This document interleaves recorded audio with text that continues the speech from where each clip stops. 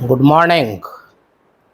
आज के इस ट्यूटोरियल में हम लोग जावा के अंदर फॉर के एक स्पेशल वर्जन को देखेंगे जिसका नाम है for each version of for loop. हम लोग यह भी देखेंगे कि आखिर इस फॉर ईच में और नॉर्मल फॉर में क्या फ़र्क है, या फॉर ईच का इस्तेमाल हम लोग कहाँ कहाँ कर सकते हैं, उसका जनरल सिंटैक्स क्या होगा, और साथ ही साथ उसके ऊपर हम लोग प्रोग्राम भी देखने की कोशिश करेंगे। आइए सबसे पहले हम लोग एक एरे को यहाँ पे डिक्लेयर किए हैं डबल num1, और यहाँ पे 1, 2, 3 और एक 4 एलिमेंट का यह एरे है जिसका नेचर डबल है। हम लोग रेगुलर फॉर लूप का यूज कर रहे हैं इसके अंदर ट्रेवर्ज करने के लिए, और हम लोग समझने के लिए इस एरे के एलिमेंट के सम को भी प्रिंट करने की कोशिश करेंगे। ठीक है, नॉर्मली जब हम लोग एरे को ट्रेवर्ज करते हैं तो इंडेक्स का यूज करते हैं, और इंडेक्स शुरू होता है 0 से। 0, 1, 2, 3। क्लियर है? इसीलिए i का वैल्यू हमने 0 लिया है और i लेस देन 4 है, ताकि यह चलेगा 0 के लिए, 1 के लिए, 2 और 3 के लिए। चूंकि हम i का ही यूज कर रहे हैं इंडेक्स में, इसलिए एक हमने यहाँ वेरिएबल लिया हुआ है डबल s करके, और उसका हम लोग इस्तेमाल कर रहे हैं। ठीक है, इसके बाद हम लोगों ने यहाँ लिखा system.out.println the some is s। असल में यह एक नॉर्मल फॉर लूप है जिसमें कि इंडेक्स पे हमको काम करना है। ठीक है, और इसीलिए यह 0 से चलेगा और 3 तक जाएगा। अब अगर हमको इसको रन करना होगा तो आपको मालूम है कि हम लोग कमांड प्रॉम्प्ट का यूज करते हैं। तो आइए जरा सा इसको पहले हम लोग रन करके जरा देख लेते हैं कि यह कैसे काम कर रहा है। क्योंकि इसके अंदर मेरा पहले से फोल्डर बना हुआ है, इसीलिए हम उस फोल्डर में जाने की कोशिश कर रहे हैं।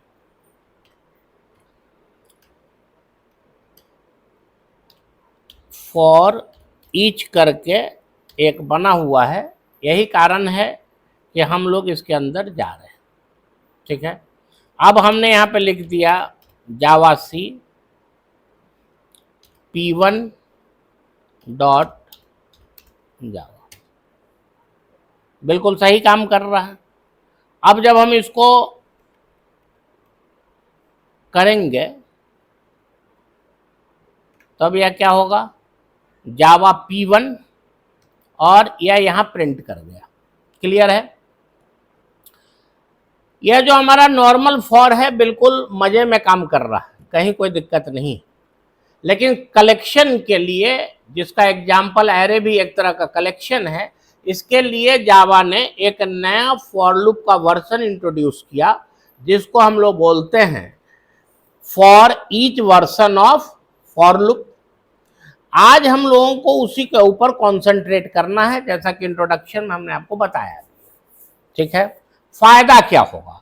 तो फिर सबसे पहले हम यह देखें कि आखिर यह जो हमारा नॉर्मल फॉर लूप है, यानी रेगुलर जो फॉर लूप है, इसका नुकसान क्या है। नुकसान यह है कि साइज बिल्कुल फिक्स है, और आप जानते हैं कि अगर डायनेमिकली, चूंकि जावा के अंदर दिक्कत क्या है कि एरे के साइज को हम बढ़ा भी सकते हैं, घटा भी सकते हैं, क्योंकि इसका नेचर अमूमन डायनामिक होता है। उस केस में फिर यह फॉर लूप हमारा सहायता नहीं करेगा। इसका मतलब हुआ कि हमारे पास कुछ ऐसा अगर यूटिलिटी होता जिससे कि यह डायनामिकली इसके लेंथ के साथ अपने आप को रिलेट कर लेता, तो शायद हमारा काम आसान होता। इसको दिखाने के लिए हम लोग इसी प्रोग्राम को, यानी कि यह जो हमारा प्रोग्राम है, इसी प्रोग्राम को हम लोग अपडेट करने की कोशिश करेंगे और फॉर ईच यूज करेंगे, और फिर देखते हैं कि दोनों में क्या फर्क है। ठीक है, तो आइए फिर दूसरा एक प्रोग्राम हम लोग शुरू करते हैं जिसमें कि फॉर ईच को हम लोग देखने की कोशिश करेंगे। अब अगर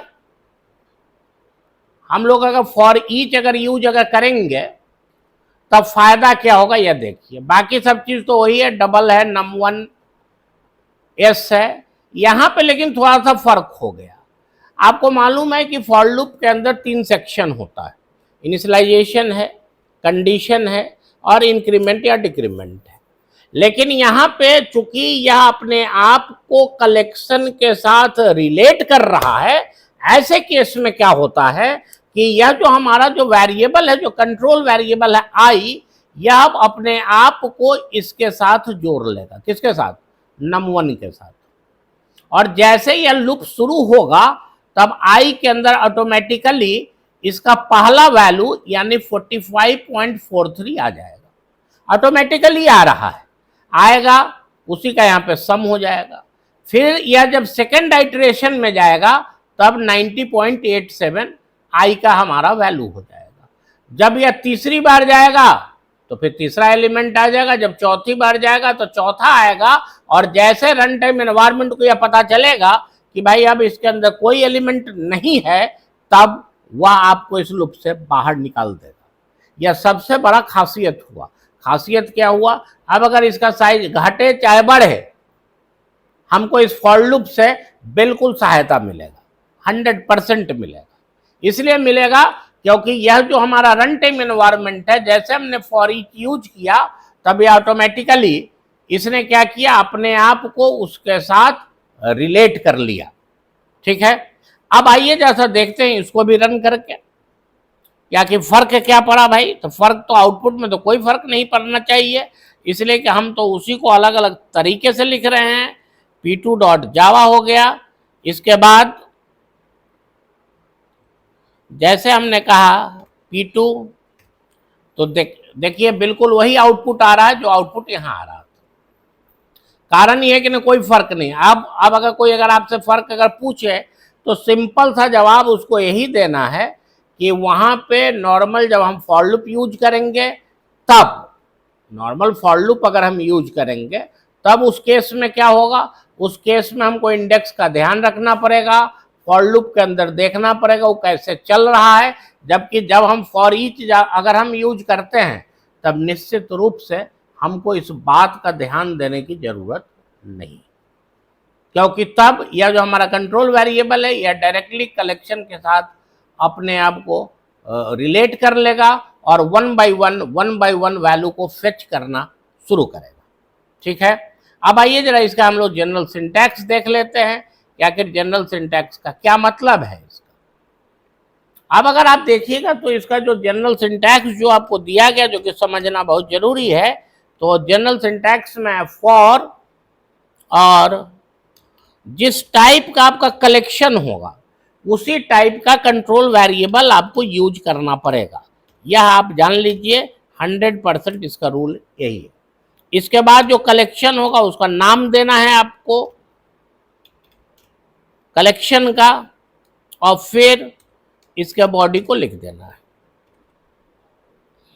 अब अगर आप इसको देखते हुए अगर आप इस प्रोग्राम को अगर आप देखेंगे तब निश्चित रूप से आपको एक बात समझ में आएगा कि यह जो हमारा फॉर लूप जो भी लिखा हुआ है यह असल में लिखा हुआ टाइप, इसीलिए हमने यहाँ पे डबल यूज किया है। अब अगर ये अगर एरे अगर इंट का होता तो फिर इंट लिखते, फ्लोट का होता तो फिर यहाँ पे फ्लोट लिखते। डबल क्यों लिखे हैं? क्योंकि हमारा एरे का नेचर ही डबल है। ठीक है, मतलब कि यहाँ पे कंट्रोल वेरिएबल जो भी होगा, चूंकि इसके अंदर इस एरे के वैल्यू को हमको स्टोर करना है फेच करने के बाद, इसीलिए दोनों का नेचर सेम होना जरूरी है।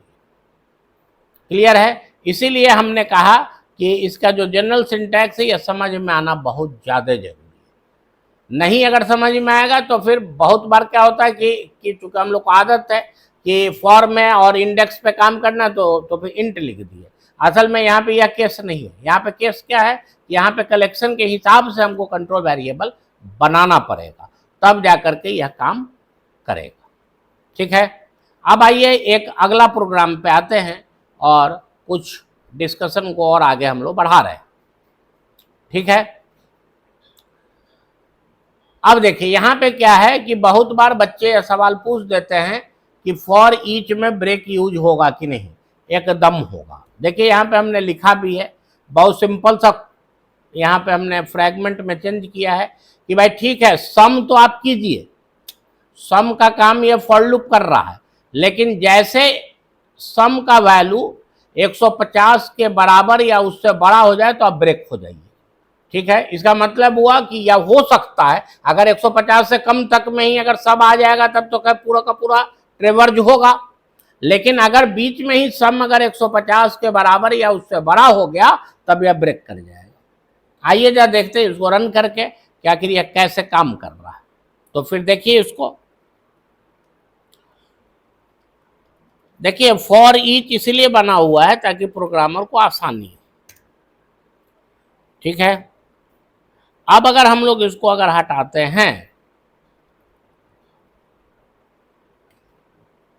अब देखिए 191.53 इसलिए आ रहा है क्योंकि 150 आ नहीं रहा होगा और उससे पहले के एलिमेंट का सम ही 191.53 हो जाएगा, और परिणाम यह होगा कि जब यह फिर आइट्रेशन में जाएगा तो चूंकि यह ब्रेक हो चुका है इसीलिए यह यहीं पे रुक जाएगा।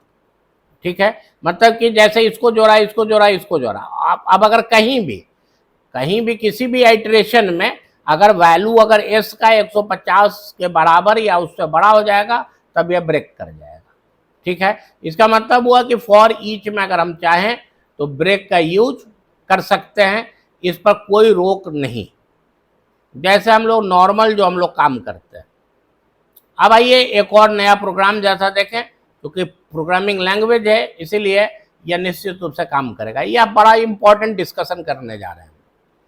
होता क्या है कि यह जो आपका आई है, बार बार हम लोग बोल रहे हैं कि ये इसने अपने आप को इसके साथ वहां पे रिलेट कर लिया। ठीक है, रिलेशन का मतलब यह नहीं है कि अगर आई के वैल्यू को हमने चेंज कर दिया तब यह इसके एरे के बेसिक वैल्यू को भी चेंज करेगा, यह संभव ही नहीं है। इसका नेचर क्या होता है, इसीलिए यहाँ पे लिख भी दिए हैं कि इसका नेचर ही होता है रीड ओनली। अब इसी बात को समझाने के लिए हमने क्या किया कि पहला फॉर लूप में आई के वैल्यू को हमने चेंज किया। आपको मालूम है कि ना जब यह शुरू होगा तब आई का वैल्यू होगा 45.43 और यह एक्सेस कर रहा होगा किसको, 0th एलिमेंट को। तो अगर इसके पास यह पावर अगर होगा कि यह वैल्यू को चेंज कर दे तब तो i equal to i into 7 करने का यहाँ पे जहां भी 45.43 है यहाँ 45.43 इंटू 7 होना चाहिए। फिर हम लोग देखेंगे यह बिल्कुल नहीं होगा, यह अपने ओरिजिनल वैल्यू को ही मेंटेन करेगा एरे। यह जो डबल आई है यह सिर्फ उसके वैल्यू को फेच करता है और इसका अपना इंडिविजुअल आइडेंटिटी होता है। ठीक है, इसने जो भी काम किया आई को अगर हम प्रिंट करेंगे तब निश्चित रूप से हमको बढ़ा हुआ वैल्यू मिलेगा। लेकिन अगर हम चाहें कि आई के थ्रू num1 को चेंज कर दें डायरेक्ट, यह संभव नहीं, क्योंकि इसका नेचर ही क्या होता है, रीड ओनली होता है। आइए जैसा देखते हैं इसको जरा एक बार हम लोग क्लियर कर लें और फिर हम लोग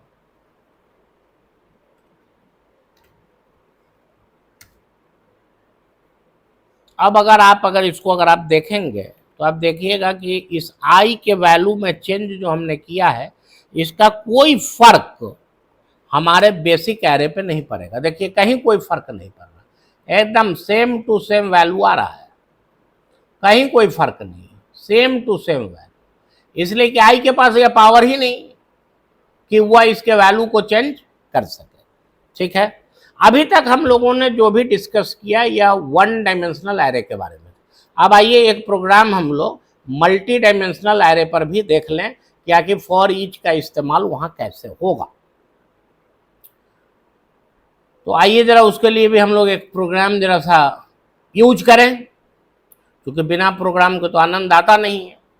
यह जो आपने लिखा है डबल डब्बा स्क्वायर ब्रैकेट का, यह बिल्कुल शो कर रहा है यह जो num1 है यह 2 डायमेंशनल एरे है। ठीक है, 2 डायमेंशनल एरे के डिफिनीशन के बारे में आपको मालूम है कि असल में यह कॉन्सेप्ट एरे ऑफ एरेज का होता है, एरे ऑफ एरेज का होता है। इसका मतलब हुआ कि 2 डायमेंशनल एरे कुछ नहीं है सिवाय इसके कि वह एरे है 1 डायमेंशनल एरे। अब जब हम यूज करेंगे तो हमको निश्चित रूप से नेस्टेड फॉर ईच का यूज करना पड़ेगा। यहाँ पे एक बात यह भी हम समझ गए कि फॉर ईच को भी अगर हम जरूरत पड़े तो नेस्ट कर सकते हैं। आपको मालूम है कि एक नॉर्मल रेगुलर फॉर लूप में भी जब हम यूज करते हैं 2 डायमेंशनल एरे में, तब जो हमारा आउटर जो हमारा फॉर लूप होता है या फॉर लूप रो के लिए होता है, और जो इनर होता है यह होता है कॉलम के लिए। तो चूंकि आउटर हमारा एरे है, इसलिए कंट्रोल वेरिएबल भी हमको एरे ही बनाना पड़ा डबल का। अब जो यह जो num1 है, जैसे आपने लिखा num1, तब यह क्या करेगा कि पहला रो के वैल्यू को उठाएगा, टोटल रो को, और यह आई के अंदर उसको डाल देगा। क्योंकि आई भी अभी एरे है, मतलब हुआ कि अब आई एक 1 डायमेंशनल एरे है जिसका वैल्यू है 5, 9, 8, 50 और 43। बाद में फिर चूंकि अब एक बार 1 डायमेंशनल एरे में यह ब्रेक कर चुका है, तब हम आराम से इसको डबल वाई में कर दिए। डबल वाई का मतलब साफ है कि नहीं, यह जो एरे है एक एक करके इसका वैल्यू वाई के अंदर जाने लगेगा और यह प्रिंट भी करेगा, जो अभी हम लोग देखेंगे। ठीक है, सेकंड आइटरेशन में क्या होगा कि यह जो num1 है इसके सेकंड रो का रिप्रेजेंटेशन आई के अंदर आ जाएगा। अब जैसे आई का वैल्यू चेंज होगा तब वाई भी एक एक करके फेच करेगा किसका वैल्यू, सेकंड रो के कॉलम का, 1 by 1। उसी तरह से थर्ड आइटरेशन में थर्ड वाला आ जाएगा। अगर हमारा यह कॉन्सेप्ट सही होगा तब हमको यह एज इट इज प्रिंट मिलना चाहिए, क्योंकि ऊपर में हमने सिर्फ प्रिंट लिखा है, लाइन हम चेंज नहीं कर रहे हैं। लाइन हम चेंज कर रहे हैं पूरे रो को प्रिंट करने के बाद। आइए जरा सा देखते हैं यह कैसे काम कर रहा है। क्लियर है?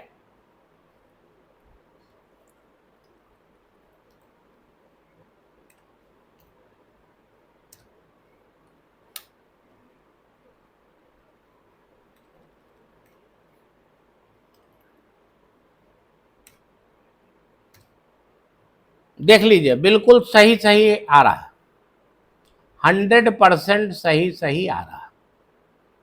ठीक है, इस तरह से फॉर ईच के बारे में, खासकर एरे के साथ इसका क्या संबंध है, कैसे यूज करेंगे, ब्रेक यूज होता है, इस सब बात को आज हम लोगों ने कंप्लीट कर लिया। अब आगे फिर किसी ट्यूटोरियल में हम लोग देखेंगे कि दूसरे कलेक्शन के साथ फॉर ईच का कैसे यूज होता है।